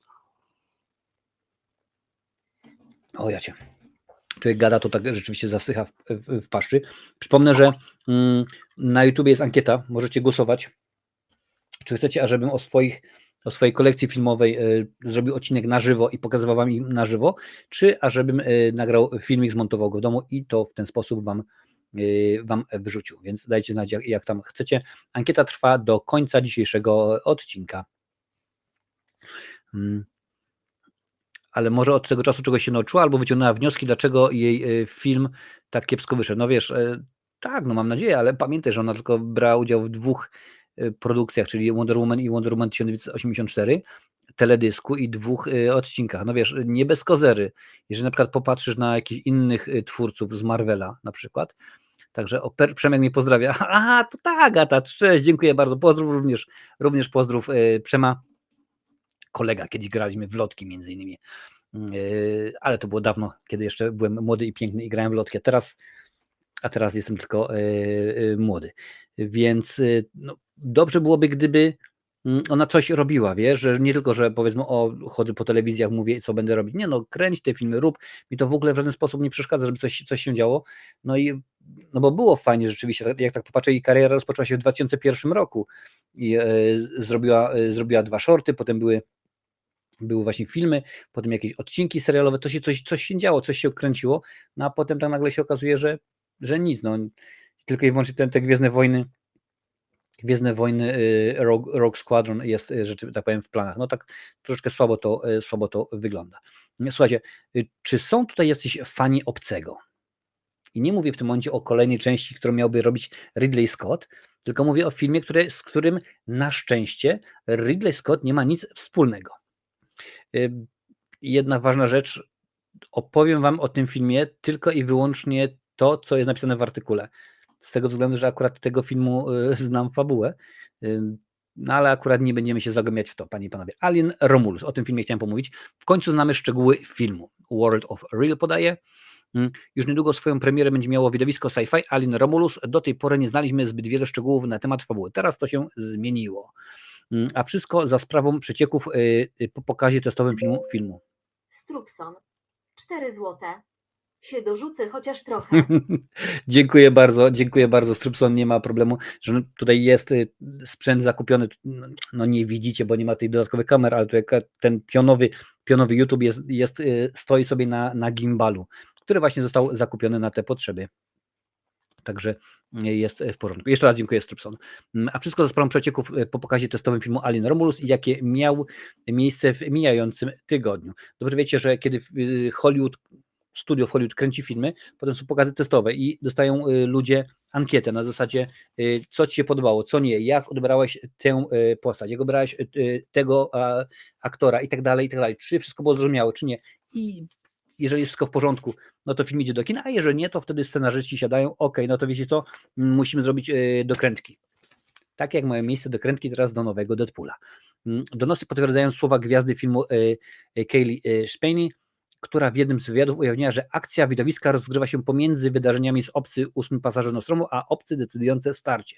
Czyli w czasie, kiedy Ripley sobie gdzieś tam dryfowała, akcja tego filmu się będzie rozgrywać. Romulus w tytule filmu to nazwa dryfującego wraku stacji badawczej korporacji Weyland-Yutani. Bohaterami są, przemierzając kosmos, grupa osób specjalizujących się w odzyskiwaniu cennych elementów porzuconych stacji statków kosmicznych i innych artefaktów. Czekajcie, bo tutaj zaraz mi jakieś prawa autorskie z Arnoldem wyskoczą. Cennych elementów, porzuconych stacji i tak dalej. Romulus jest dla nich łakomym kąskiem, za późno zorientują się, że jest to śmiertelna pułapka, tak rozpoczyna się dramatyczna walka o przetrwanie. Ciekaw jestem, jak to się będzie w takim układzie wkomponowywało, może będzie w ten sposób, w ten fakt, no, że tutaj mamy mieć jakiegoś obcego, tak? No, a tutaj teoretycznie obcych nie powinno być. Pojawiające się w sieci reakcje po filmie Alien Romulus sugerują, że możemy spodziewać się kilku widowiskowych scen obcych. Alien Romulus ma trafić do kin w sierpniu. Podobno jeszcze w tym miesiącu zobaczymy pierwszy zwiastun. No, jestem za, a nawet przeciw. Jak mówię, Ridley Scott, a nawet sprawdzę, domyślam się, że on pewnie jakiś jako producent tam może się gdzieś wkleił, wtrącił, wrzucił. Fede Alvarez reżyseruje, a co jest ważne, tutaj macie kilka jego filmów, między innymi Martwe zło, Nie oddychaj, Dziewczyna w sieci pająka, więc no, nie są to złe produkcje, no nie mówmy w ten sposób. Zobaczymy, ale z drugiej strony, co ja to sprawdzam na Filmwebie, że tutaj nic nigdy nie ma, żadnych informacji, no ale trudno, tak już w tym momencie jesteśmy, zobacz pełną listę, obsadę twórców, zobaczmy może tutaj twórcy, Fede Alvarez, czy się gdzieś pojawi nazwisko, imię i nazwisko Ridley Scott? Pewnie niestety się gdzieś pojawi, ale miejmy nadzieję, że nie. Kostiumy, produkcja jest. Ale tylko dlatego, że właśnie on robił pierwszego i mam nadzieję, że to się skończy na tym i nie wcinał się w ogóle w produkcję tego filmu, nie przeszkadzał, tak jak to przeszkadzał przy okazji części, która miała powstać no, za sprawą tego, że Ellen Ripley miała powrócić, ale niestety się nie udało. Wiktor, kocham Alien, nie tylko ty, ja również jestem fanem Obcego i Predatora. Nie tak dawno po raz wtóry obejrzałem Obcego, bo trzeba córkę wprowadzać w dobre kino. Jurek tutaj pisze, może się okazać, że jeśli Jenkins wypaliło, to wyglądało lepiej niż twórcy znani i renomowani, którzy tworzyli super hity gniotę. No nie wiem, no zobaczymy, wiesz. Ja mówię, jestem za mocno, jeżeli popatrzymy na Gwiezdne Wojny, no nie mieliśmy ostatnio dobrych filmów. Tak naprawdę z tej nowej, że tak powiem, puli gwiezdnowojennych filmów, no to najlepszym był Łotr 1 według mnie. Według mnie mówię, bo nowa trylogia nie jestem fanem. Han Solo to w ogóle szkoda gadać. Spójrzmy story na te spory i pomówmy o Battle, także zobaczymy. Tak samo jak gra Alien Isolation, gdzie gramy córką Ellen, proszę bardzo. No a córki Ellen wiadomo, że nie ma, bo Ellen nie może mieć córki, no ale to już jest inszość, jak piszą w kabarecie. No zobaczymy, jak Ridleyu nie będzie się wtrącać, to będzie dobrze, bo to, że producentem jest, to tylko, że odpowiada za markę, jako reżyser będzie miał cojones, to jest szansa. Tak, zgadza się, tylko pamiętaj też, że na przykład, jeżeli chodzi o nowego Terminatora, James Cameron również był tylko producentem. A to Tim Miller reżyserował ten facet od Deadpoola i okazało się, że Miller powiedział, że więcej nie chce z Cameronem współpracować, bo mu się wcinał, bo mu kazał robić to, tak, a nie inaczej, nie miał wyboru, więc rzeczywiście z tymi producentami jest różnie. Z Niczu pisze, Marcinie, co sądzisz o nowym trailerze Omen? Nie widziałem jeszcze, z nowych rzeczy to tak naprawdę widziałem, ostatnią rzecz, którą widziałem, to byłby Kruk, nowego Omena jeszcze nie widziałem. Będę na pewno go omawiał, bo już były poprzednie filmy omówione w cyklu Kultowe Horrory, więc tym razem również tak będzie się działo, panie i panowie. Słuchajcie, pora troszeczkę, nie będę, bo rzeczywiście rozwaliłbym wam słuchawki czy coś, pora troszeczkę pokrzyczeć, bo powiemy teraz troszeczkę o filmie Krzyk 7, który powstanie, mimo tego, że główna obsada została zwolniona albo sama się zwolniła. O tym domyślam się za chwilę w artykule od Deadline będzie, a jeżeli nie, to wam o tym przypomnę, opowiem wam, co się działo. I po Krzyku znalazły się Mula. Neve Campbell wraca do roli, bo pamiętacie, Neve Campbell nie było jej w 6. części, ponieważ ona powiedziała, ja jestem postacią ważną dla Krzyku, ja ją ciągnę na swoich, że tak powiem, barkach i oprócz Ghostface'a jestem chyba jedyną osobą, która tutaj żyje, no nie, no tam wiadomo jeszcze, że jeszcze między innymi Gail Weathers, ale jestem ważna i ja chcę podwyżkę. Ja chcę, żebyście mi dali więcej kasy, a jeżeli nie, to nie wracam. No to oni, papa, no to ona, papa i dziękuję bardzo. A w tym momencie ona mówi, więcej kasy musicie sypnąć, bo inaczej nie będziecie mieli serii. Jeśli uważacie, że Krzyk bez Neve Campbell jest jak wegański bigos, mamy dla was dobrą wiadomość. Aktorka potwierdziła właśnie swój udział w 7. części cyklu. Orzesz ty. Ciekaw jestem, czy to jest. No nie, no to nie mogło być porównanie oczywiście z Collidera, czy tam skądś, bo nie mają bigosu. Krzyk bez Neve Campbell jest jak wegański bigos. Jeżeli zobaczycie za kilka dni jakiegoś shorta ode mnie na zasadzie, a proszę bardzo, ja wolę żurek, no to wiedzieli już czemu dokładnie. Lecimy dalej. W poście na Instagramie aktorka potwierdziła, że jest na pokładzie Krzyku 7. Oznacza to, że uzgodniono korzystne dla niej warunki finansowe, które wcześniej stały się kością niezgody i zmusiły ją do rezygnacji z poprzedniego filmu. W wywiadach aktorka potwierdziła wielokrotnie, że nie wyklucza powrotu, o ile uda się jej rozwiązać kwestię zbyt niskiej w jej przekonaniu garzy za występ. I bardzo dobrze, normalnie. Trzeba chwycić studio za cojones. Tak mają, nie. John Connor mówił, czy mamy Skynet za jaja, no ale podobnie o podobną rzecz chodziło. Dobrze. Co oznacza, czy oznacza to, że serię wbrew temu, na co się zanosiło, czeka świetlana przyszłość? Zbyt wcześnie, by to oceniać. Ubiegłoroczne turbulencje obsadowe oraz zmiany na stanowisku reżysera sprawiły, że twórcy muszą teraz przemyśleć całą producencką strategię. Za kamerą filmu stanie scenarzysta i pomysłodawca serii Kevin Williamson. Między innymi też to on pisał scenariusz do Halloween H20 oraz do Wiem co z koszmarem minionego lata. Scenariusz z kolei napisze Guy Busick, autor 2 poprzednich odsłon. I niby super, prawda? I niby super, tylko patrzcie w tym momencie, co ja robię. Ja w tym momencie klikam na Kevina Williamsona i wrzucam wam jego filmografię, ale filmografię jako reżysera. Nie scenarzysta, nie producent, jako reżysera. I tutaj znajdziemy film Jak wykończyć panią T z 1999 roku, czyli produkcja sprzed 25 lat. No, przyjęta różnie, a obsada świetna, bo Helen Mirren, Katie Holmes, chociażby Jeffrey Tambor. Więc krótko mówiąc, Kevin Williamson zna straszaki od strony scenariusza, a niekoniecznie od strony fotelu reżyserskiego. Dokładnie wiecie, o co mi chodzi. Co dalej z serią? Krzyk 7 był pomyślany jako ostatnia część trylogii o przygodach sióstr Carpenter. Problem w tym, że zarówno Jenna Ortega, jak i Melissa Barrera podpisały kontrakt na udział tylko w 2 filmach, więc potrzebna była kolejna umowa. Co za bakłażan, naprawdę, co za bakłażan. Pomyślcie, macie w planach, to się chwileczkę dłużej zatrzymam, macie w planach nakręcić trylogię i podpisujecie z kobietami kontrakt na 2 części, po czym trzecia część się wysypuje. To jest tak samo dokładnie, jak kiedy w latach 80. kręcono Batmany, oczywiście Tima Burtona, w roli Harvey'a Denta wtedy występował Billy Dee Williams. W drugiej części, dobrze możecie sobie sprawdzić, występował Billy Dee Williams. I Billy Dee Williams miał tak podpisany kontrakt, że jeżeli kiedykolwiek będzie kręcony film o Batmanie i będą chcieli obsadzić w nim postać właśnie Harvey'a Denta, on będzie pierwszy w kolejce, bo tak miał skonstruowany kontrakt. I kiedy Christopher Nolan postanowił, że w drugiej części przygód o Mrocznym Rycerzu pojawi się Harvey Dent, ta rola poszła do Billy'ego Dee Williamsa. Ale potem stwierdzili, słuchajcie, to my damy tobie jeszcze więcej kasy, bo nie pasujesz do naszego konceptu. Jesteś za stary, to tamto rzeczywiście, więc musieli go spłacić, umówmy się, 30 lat po podpisaniu kontraktu. To jakaś paranoja po prostu w tym chorym młodzie. No ale rzeczywiście jak to jest, tak to jest rzeczywiście zrobione. Tutaj włączam, bo widzę, że Strupson się pytał. Jak najbardziej Strupson, jest dostępne wspieranie, możesz wesprzeć u góry, tutaj, o proszę bardzo, tutaj to jest Patronite, a na dole jest YouTube. Na obydwu platformach jest ta sama zasadność i te same wspieranie, te same koszty i te same plusy. No i z obydwu jak najbardziej możesz spokojnie wskoczyć do naszej grupy Skruchowisko VIP. Ale dobra, lecimy dalej.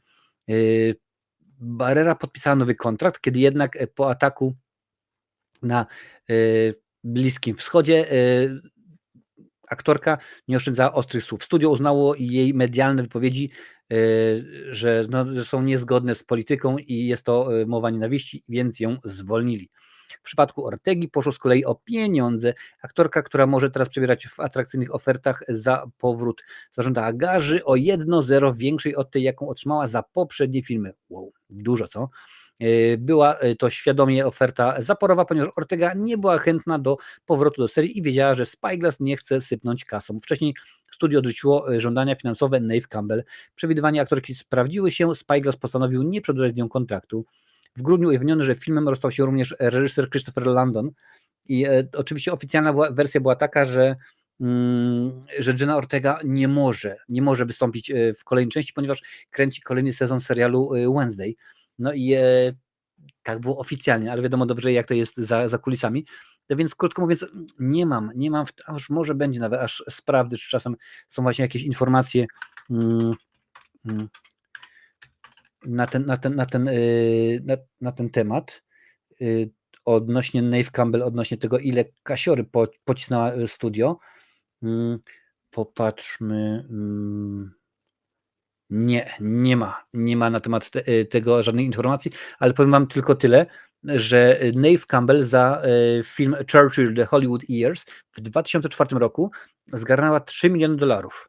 Więc jeżeli za film w 2004 zgarnęła $3 miliony, to domyślam się, że teraz zgarnęła no też pewnie kilka ładnych złotych, więc bardzo mnie to cieszy, bo studia przeginają ostatnimi czasy, wiecie, to co się dzieje, to jest masakra. Oni zwalniają w tym momencie nagminnie ludzi, w tym momencie nie ma jakoś dobrej pasy, sztuczna inteligencja tworzy scenariusz, jakieś tam pomysły, więc studia przeginają, krótko mówiąc, nie będę mówił dalej. Znicz. Marcinie, czy oglądając jakikolwiek horror był taka sytuacja, że ktoś się wystraszył do granic możliwości? Wiesz co, ostatnimi czasy nie, wiesz, teraz oglądałem ten Urojenia, Imaginary i akurat to było tak, że jest kilka straszaków, ale jeden jest dobry, jeżeli są na czacie osoby, które widziały ten film. Chodzi mi konkretnie o tą sytuację, kiedy córka bawi się z misiem wchowanego i przychodzi do łóżka rodziców, żeby się schować pod kołdrą. Tam jest jeden straszak, mi się bardzo rzeczywiście podobał, ale żeby tak dawno już nie było takiego horroru. Talk to Me był dobry, ale nie straszakowo, więc może niekoniecznie. Ciężko ostatnimi czasy o takie dobre produkcje, żeby mógł powiedzieć, że rzeczywiście obejrzałem ten film i wow, ten film, ten horror mnie naprawdę wystraszył i było coś niesamowitego.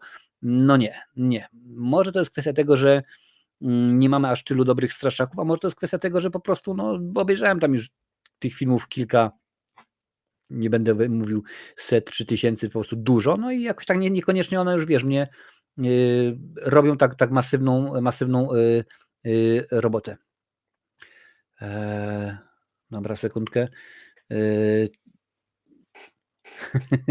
Żurek z wkładką, dla mnie lepsza zupa, mocno kwaskowa i gęsto doprawia, no uwielbiam. No ja w tym momencie mówię, mam tutaj swoją kawkę bez pianki.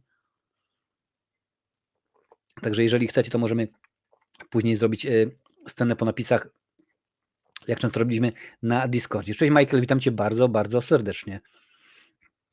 Dobra, lecimy dalej, panie i panowie, bo zostajemy cały czas w kręgu straszaków, bo akurat ja lubię straszaki, więc czemuż by nie. Tym razem udamy się do pracowni Rogera Cormana.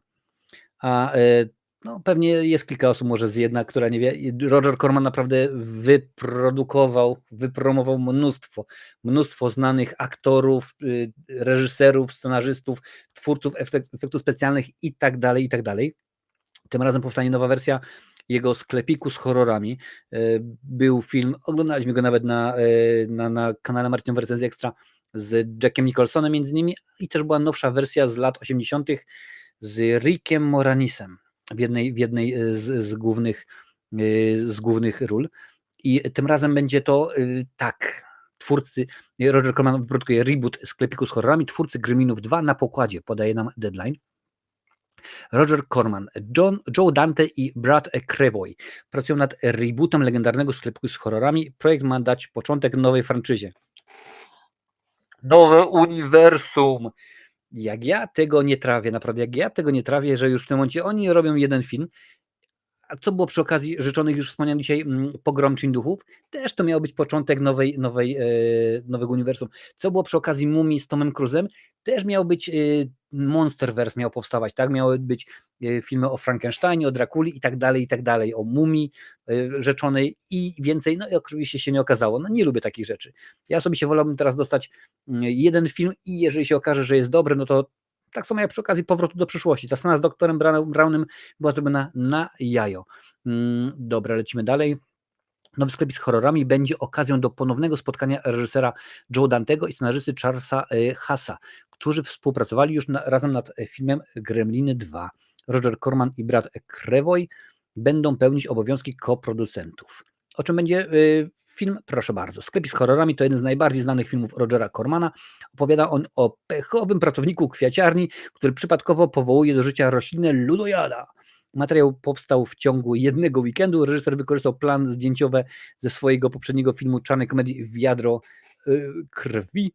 W jednej z ról mogliśmy zobaczyć Jacka Nicholsona. Tak, on grał tam tego psychotycznego klienta stomatologii. Renesans popularności filmu przypadł na początek lat 80., kiedy na Off-Broadwayu trafił inspirowany nim musical z muzyką Alana Menkena oraz scenariuszem i tekstami piosenek Howarda Ashmana. W 86. produkcja doczekała się filmowej wersji we Franka Oza. Wystąpili tam m.in. Steve Martin i Jim Belushi. A kim jest Corman? To, co właściwie wam wcześniej mówiłem. Roger Corman to legendarny reżyser i producent zwany ojcem chrzestnym kina eksploatacji. Potwornicka pewnie by się bardzo chętnie o Rogerze wypowiedziała. Może ją zaproszę kiedyś. W ciągu trwającej 7 dekad kariery wyreżyserował kilkadziesiąt filmów, a jako producent pracował nad setkami. W swoim dorobku ma szereg niskobudżetowych filmów sci-fi, Bestia o milionie oczu, Dzień końca świata, kryminałów Swamp Woman czy biografii gangsterów Machine Gun Kelly. Największe uznanie przyniosły mu adaptacje twórczości Edgara Allana Poe z Vincentem Price'em, m.in. Kruk, Grobowiec Ligi, Maska Czerwonego Moru. I był też mecenasem młodych artystów.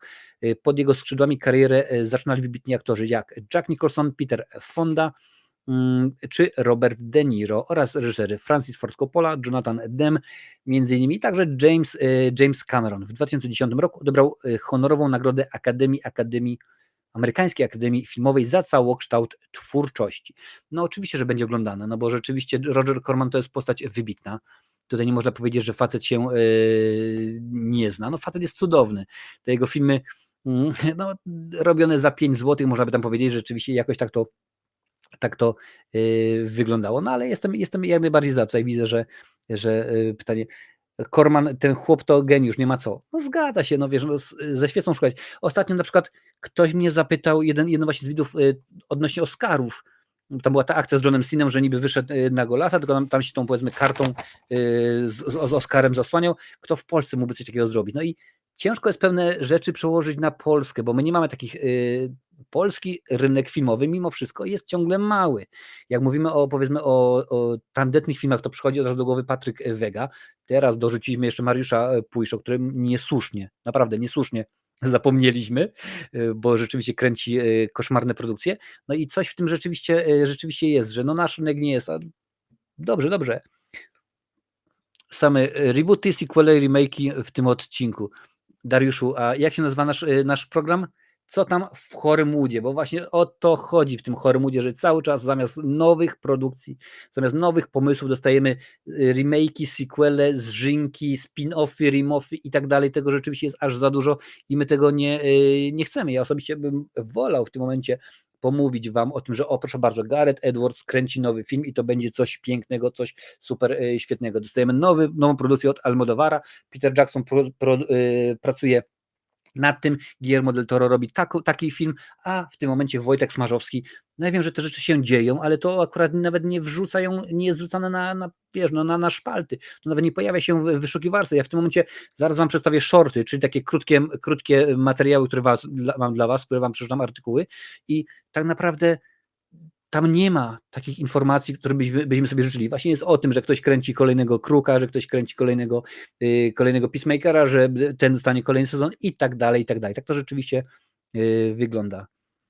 Mi się dwie pierwsze mumie podobały, trzecia z Żytem Lee była słabsza. Ale ty mówisz o innych mumiach. Ty mówisz o tych mumiach z Brandonem Fraserem. Ja mówię o tej nowszej mumii z Tomem Cruise'em w roli głównej. Właśnie chodziło o to, że to miał być początek nowego i to one nie były takie, wiesz, jak troszeczkę à la Indiana Jones, tak dla wszystkich, tylko one były już takie bardziej, wiesz, na poważno straszakowe. Tylko, że tam w tym momencie Tom Cruise się wmieszał w produkcję, w scenariusz, w promocję i tak dalej, więc z tego nic nie wyszło.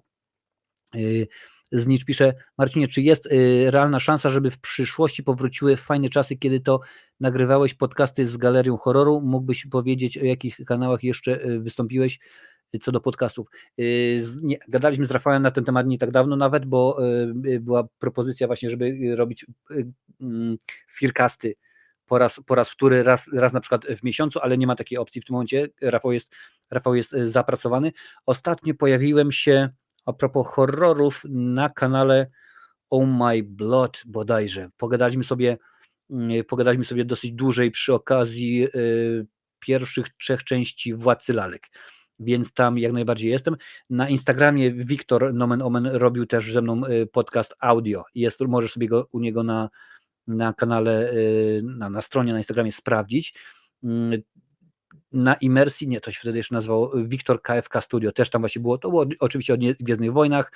U Micha Szczepańskiego bodajże byłem przy okazji Duny pierwszej, także tak naprawdę jeżeli popatrzysz, no u Galeriana Nomen Omen, także jak tak popatrzysz po tych kanałach gości, którzy się tutaj pojawiają na kanale, to raczej zobaczysz. Cześć, witam Cię bardzo serdecznie, Jan Kornatko, witam Cię bardzo na Instagramie, fajnie, że jesteś, więc w miarę często się pojawiam. Niedługo jeszcze będzie kilka innych, że tak powiem, pojawi się w kilku innych materiałach, ale to jeszcze póki co nie jest nic ogarniętego. U nas z Martą by Karolak wyszedł. No, Karolak, rzeczywiście normalnie to by było coś zabawnego, jakby zamiast Jonasa nie poszedł. To uniwersytet zasługuje na orkę na jakichś Oscarach albo innym rozdaniu. No, zdecydowanie tak. Tak, legendarne filmcasty. Słuchajcie, filmcasty możecie cały czas, one są cały czas dostępne na kanale Galeria Horroru, albo możecie je znaleźć na moim Spotify'u, Google Podcast, Apple Podcast, gdzie tam słuchacie swoich podcastów. Również są te wszystkie odcinki dostępne, więc możecie sobie spokojnie odpalić w swojej aplikacji i nie ma problemu. Nawet pamiętam 1 czy 2 odcinki świąteczne, które zrobiliśmy, i tam byłem ja, Rafał bodajże chyba był Michu, był chyba Julian z Brud z Kosmosu, i chyba Lincoln, mi się wydaje, czy jakoś tak. W każdym razie taki zbiorowy też jest do ogarnięcia, możecie sobie spokojnie to zobaczyć. Ja tutaj sobie jeszcze chwilkę sobie przepukam gardziołko i zaraz przechodzimy do szorciaków.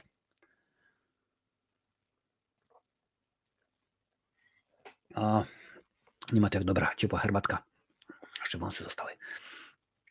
Słuchajcie, shorty, na czym to polega? To są, krótko mówiąc, artykuły, które mam dla Was przygotowane. 2 słowa na temat tego, co się będzie działo, więc lecimy, panie i panowie. Młodzi Tytanie dostaną film aktorski, panie i panowie. Nowe ekranowe uniwersum DC Comics właśnie wzbogaciło się o kolejny tytuł. Anna Nogueira została zatrudniona do napisania scenariuszu aktorskiego filmu Teen Titans, czyli Robin, czyli między innymi Cyborg. Ready Player 2 powstanie, Steven Spielberg nie stanie za kamerą, Steven Spielberg tylko i wyłącznie wyprodukuje drugą część filmu hitu sprzed rzeczywiście kilku lat. Scarlett Johansson, panie i panowie, tym razem o niej kilka słów, dostała propozycję, ażeby wystąpić w kolejnej części Parku Jurajskiego. Czy to się zmaterializuje? Zobaczymy. Storytime, you speak English? Spot on, I speak English too, but this podcast or whatever, this live is in Polish. So if you speak Polish, spot on. If not, you have to wait a few days for the subtitles. Lecimy dalej. Więcej mięśni ekran wytrzyma. Arnold Schwarzenegger wystąpi wraz dobra, nie będzie, z Alanem Richsonem, to ten między innymi znany chociażby ostatnio z serialu o Richerze. W filmie Arnold zagra świętego Mikołaja, a Richson zagra złodzieja. Otóż okazuje się, że ktoś ukradnie Arnoldowi prezenty, no i on sprawdza listę swoich złych dzieciaków, które szuka złodzieja, który zorganizuje akcję, gdzie pozwoli to odzyskać jego listę. Wygląda zabawnie, może być ciekawie. Batman, jak już mówiłem wcześniej, druga część dostała kopa i został film opóźniony o rok. W tym momencie premiera będzie na październik 2026. Okazuje się, że nie ma scen dostępnych, gdzie można byłoby nakręcić film, oraz przez strajk scenarzystów nie ma planów, nie ma scenariusza gotowego, gdzie można byłoby ogarnąć. Również Venom 3, panie i panowie, dostał swój tytuł, jest to The Last Dance i ma to być ostatni film z Venomem w roli głównej. Kevin Feige, ten od Marvela, powiedział, że ja chcę Venoma w MCU, więc możliwe rzeczywiście, że coś więcej się tutaj będzie działo. Dalej, aktorski film o Nowa jest w tym momencie, pracują nad nim w MCU. Bill Hader został zatrudniony jako Cut w filmie Cat in the Hat, animacja tym razem. Co tutaj patrzymy, tutaj mamy dalej. Skończyły się zdjęcia do filmu Sonic 3, w tym momencie już jest zakończono i trwa postprodukcja, więc film jest, krótko mówiąc, montowany. Co jeszcze mam dla Was przygotowane? Dobra, już tutaj popatrzę. Powstanie serial animowany Among Us, panie i panowie. Rzeczywiście już obsadziły 4 osoby. Jako czerwony wystąpi Randall Park, Elijah Wood również wystąpi oraz Ashley Johnson i Yvette Nicole Brown również w tej produkcji się pojawią. A czemuż by nie, czemu jak nie. Zdjęcia do serialu, do sezonu, właśnie do filmu, dobra, nie będzie do filmu, Nobody 2, czyli druga część, mogą rozpocząć się pod koniec roku 2024, więc już bardzo niedużo, co tu dużo mówić. I Greta Gerwig, kojarzycie taką panią reżyser, pracuje obecnie nad bardzo wczesnym etapie produkcji filmu Narnia. Rzeczywiście Narnia jest jej przeznaczona i mówiłem wam o tym, że Batman został kopnięty rok do przodu. w to miejsce wskoczył inny film, tym razem film o Frankensteinie, reżyseria Maggie Gyllenhaal, na pewno kojarzycie tę aktorkę. Tytuł filmu The Bride, czyli Panna Młoda. W filmie występują m.in. Christian Bale, Jessie Buckley, Peter Sarsgaard, Annette Bening, a także Penelope Cruz, więc rzeczywiście mnóstwo, naprawdę mnóstwo się dzieje w świecie filmów, w świecie tych ciekawych rzeczy. Patrzę, już to piszecie. A Venomanii będzie reżyserował przypadkiem słynny reżyser Patryk Wega? Na szczęście nie, na szczęście nie. Ready Player One, rewelacja, tyle smaczków tam było z gier, popkultury, film super wyszedł. Mi się również ten film rzeczywiście podoba. Domyślam się, że Steven wybrał, skoro tak zrobiłem z Parkiem Jurajskim i to w mniejszym lub większym aspekcie zadziałało, a na pewno w aspekcie finansowym to zadziałało, to tym razem zrobimy tak z kolejną franczyzą, z kolejną serią.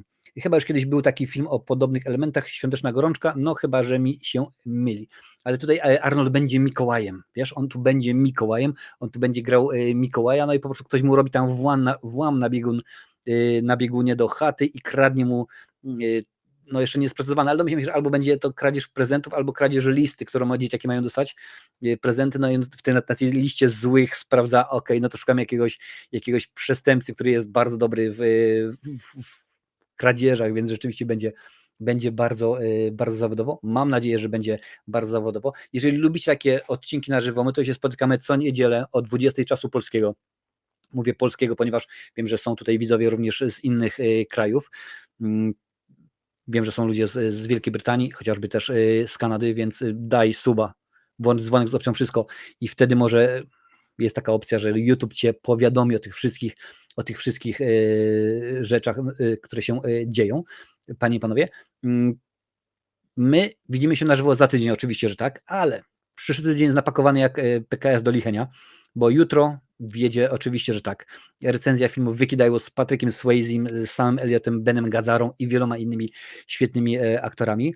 We wtorek, jak się ogarnę, to wjedzie recenzja filmu Wykidajło 2, bo takowy też był. Środa to oczywiście gabinet figur woskowych. W czwartek zobaczymy, czy zdążę, bo w czwartek właśnie wychodzi nowe Wykidajło i jeżeli zdążę, to będzie w czwartek, a jeżeli nie, to będzie w piątek, a w sobotę, panie i panowie, pamiętacie, widzimy się na Twitchu. Na Twitchu będziemy oglądać właśnie nowy film Wykidajło z Jake'em Gyllenhaalem w roli protagonisty i Conorem Burakiem McGregorem w roli antagonisty. To będzie rzeczywiście, taki jest plan. A oprócz tego w niedzielę się widzimy na żywo i shorty, mówię, napakowany jest jak dobrze zrobiony kabanos, panie i panowie. My za chwilę widzimy się na Discordzie. Możecie tam wbić, jest zakładka scena po napisach, tam sobie pogadamy już w warstwie audio. A z mojej strony to już wszystko. Dziękuję bardzo. Jak oglądasz odtworzenia, tutaj zaraz gdzieś pojawią się ekrany, wrzuć, klepnij YouTube, co lubisz oglądać. A my, jak już mówiłem wcześniej, widzimy się